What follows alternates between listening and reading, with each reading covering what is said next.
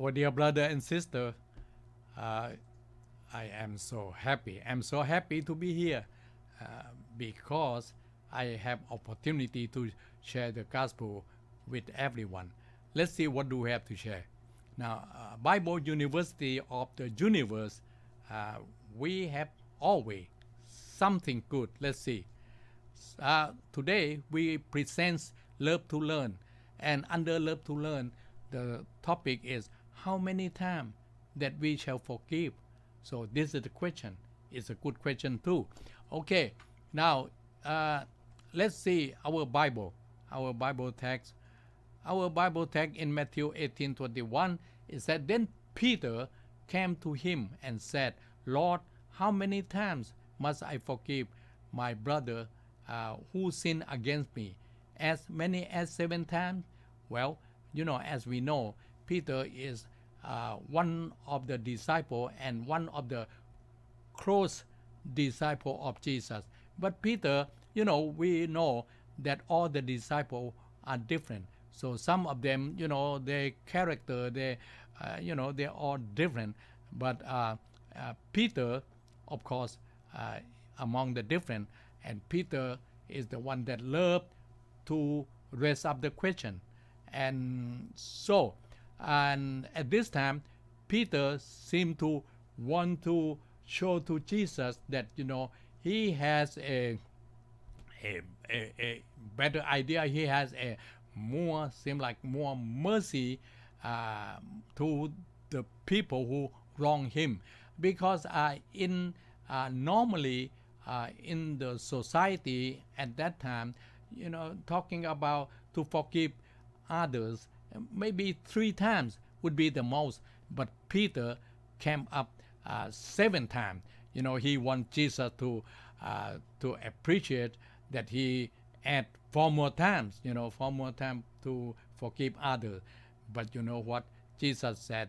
Jesus said to him, "Not 7 times, Peter, I tell you, but 77 times, 7 times 7, 7 times 7. So if 7 times 7, so that means 49 times. So that, well, now Peter know that Jesus is his knowledge and whatever is more than what he expect. So this this Bible passage teaching us about forgiving, and of course God is waiting for us, all the sinner, to confess our sin, and he ready to forgive us all the time. So not just 49 times, but actually is all the time, as many as it takes. And the story continues. Jesus said, okay, this is the parable. Jesus said, is there was a king, and the king, the servant of the king, in debt to the king about 10,000. And then when time is due, and this servant came up to the king and crying and asking for the forgiveness, that he could not come up with the money in the due time, and just asking for the forgiveness.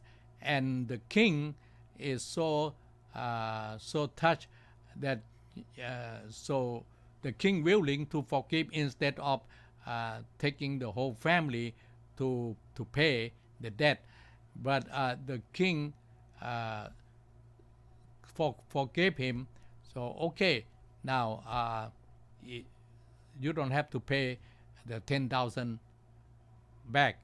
So and this servant, of course, happy, and turned around and then went out, and he met one of the friends that uh, that owe him for $100.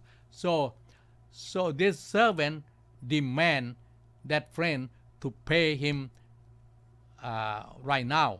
If could not pay him, so then he demand that friend to be put in jail.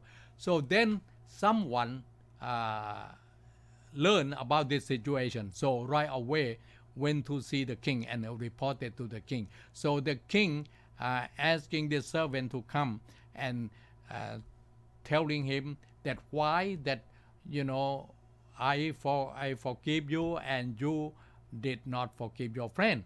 So the king really get mad and put this servant in the prison. So this story is just let us know that God's so kind to us and God forgive our wrong every time. But then God also expect that we too forgive others. So don't forget to forgive others is good for both.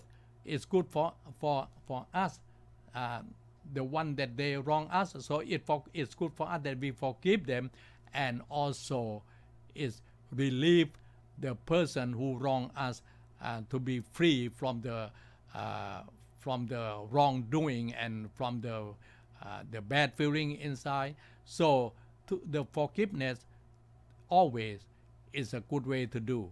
It's healthy way to do for both for us and for our debtor. So this is something that we want to learn. Thank you.